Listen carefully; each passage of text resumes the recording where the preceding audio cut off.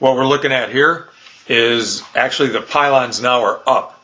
All 10 of them are done. I'll remove the cardboard from them, and we're going to start on row 1. This is actually after the pylons were cured. I coated everything with tar to inhibit moisture ruining the concrete in the future. This is Gail and I turning around the log to get it in position for row 1. And this is actually Gail and I together. We notched the first log together. It took 20 times of cutting. You have to match each end of the log. They're different dimensions, so it was a little tricky. Neither one of us had ever notched a log in our life. Later, again, I'm coating all the openings with a preservative to get rid of fungus in the future. Everyone said the worst part, the most dangerous part of a cabin for rot was where the logs are joined. So we coated everything. Every time I made a cut, I coated a cut. This is actually showing how it's progressing. Pylons are up. This is me dragging a line to the winch to pull up, and now I'm alone, so I'm pulling up the logs any way I can, no matter how it is. Just getting ready for row 2. This is another one of my tools, a Peavey. It gives me some leverage pushing these things around. So now we get row 2 done, and I think that's as far as I got. And there's 2 pylons in the center. Those will be to support the floor better, and I'll make a beam to go across that. What I'm doing right now is an additional step required by the code set forth by the Barbarian Shelter Alliance, and it's an anti-fungus, anti-wicking treatment. It's kind of like womanizing the wood. So every open joint on the whole cabin has been treated. Just finishing this up. Has been treated, and I'm doing this because of Joe, Harry, and Brian. And everything I did read said that one of the biggest weaknesses with the log cabins was always with the saddle joints where they joined. That's where moisture and fungus started. So it's a little extra step. And even after that, then I put caulk in on both ends, roll it, and ooze that out, and then drive down a screw and snug that up.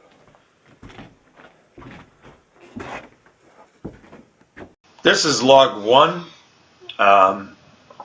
Everything again is not in perfect order.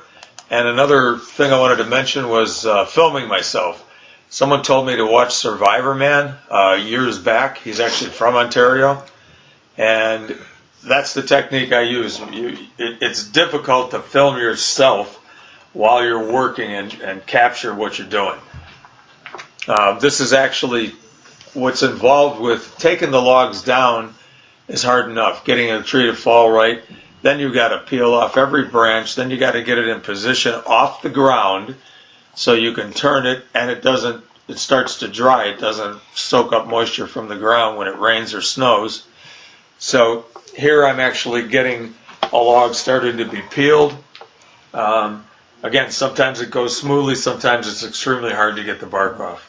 This is a different site where there's some logs for the roof.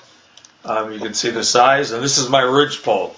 I took care to pick the ridge pole out, so it's perfectly even. It's 10 inches in diameter, and I've made sure she dried very well before I moved it to the site. This is another example of some things I'll do to the cabin later. I'm collecting these unique shapes, peeling them, drying them, coating them. I'll use them for poles for around the deck.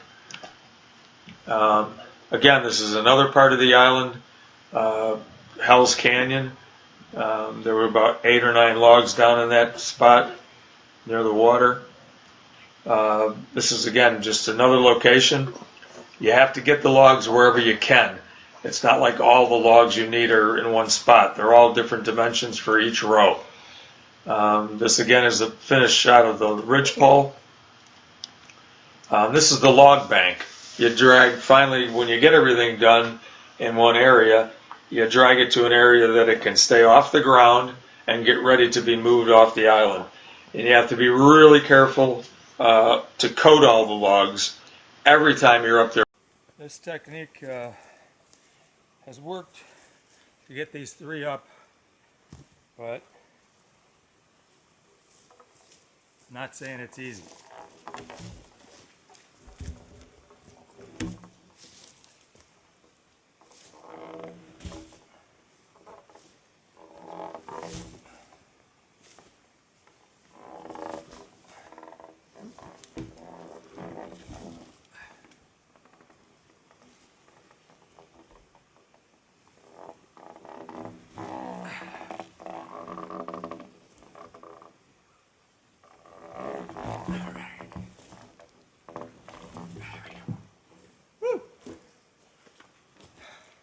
Pulling the logs down to the water.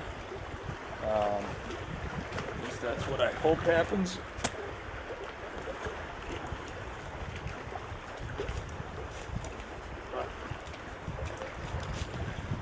Still got a ways to go.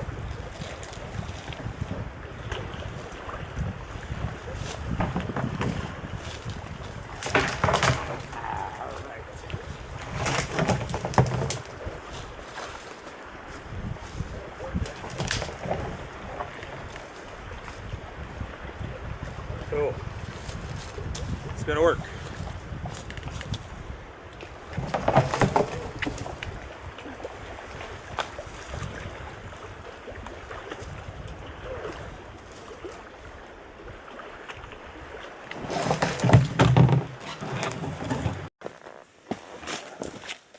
I got the log turned around and a hook in the end, and I'm trying to get them down to the lake.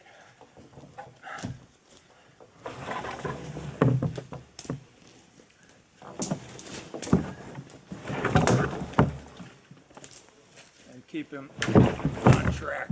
I got that other log back there holding him. But he should come. I should be able to get this log off of this.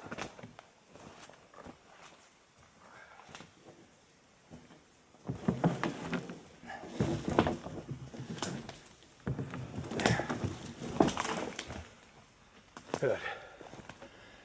I kind of straightened him out.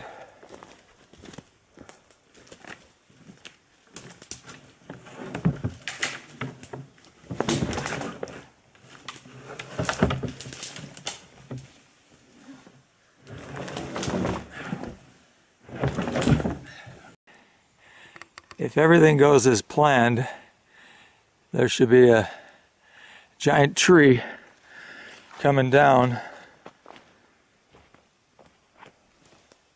right through there. I hope it's not over 70 feet, because if it is, we might have a camera issue. I put the machete where I hope it lands.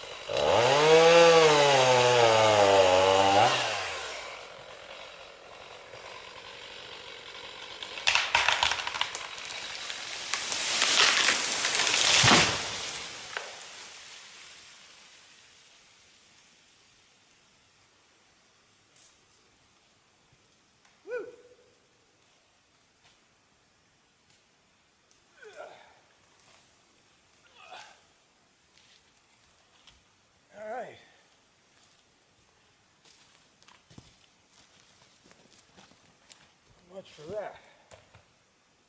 Cool. Well, I was about 5 feet short, but that was a good one.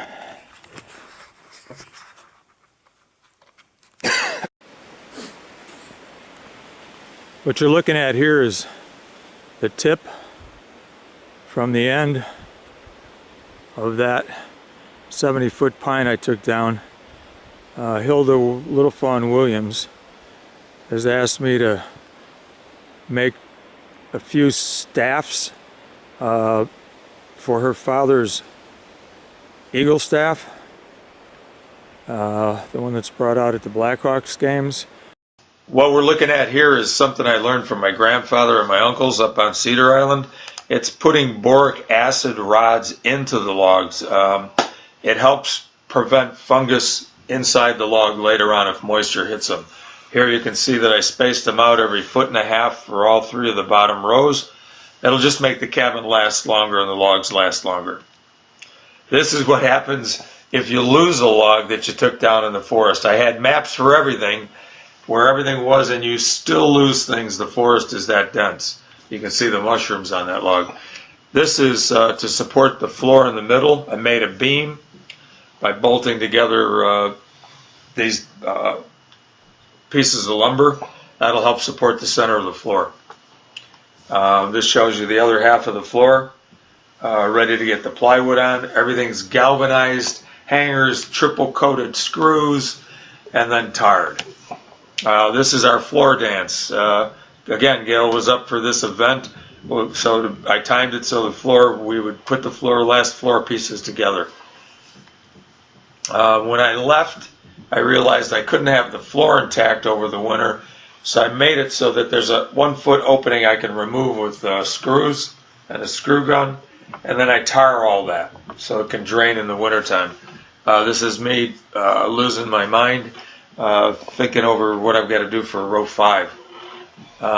This is the starter row 5, and this is a log bank for the next set. You can see the color codes on the ends of the logs. That tells me which logs are in which row. Again, you can't depend on electricity in this part of Canada. It just is shut off for random reasons. So I have 2 manual alarm clocks to wake me up every morning.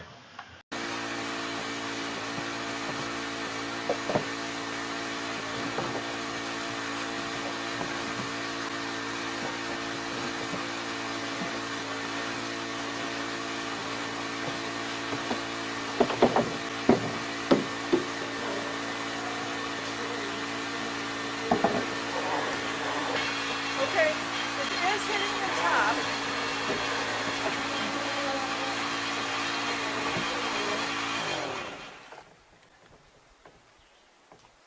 Hold it. Yep. Whoa. My board's not put in very well.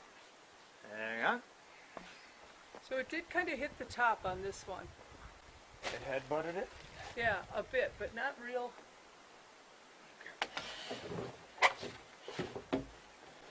Alright, go back and get the tail end of it. Got it? Yeah.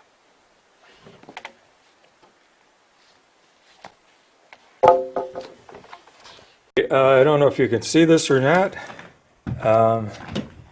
This is where the floor meets the wall. So I open up the floor in the winter, let it breathe.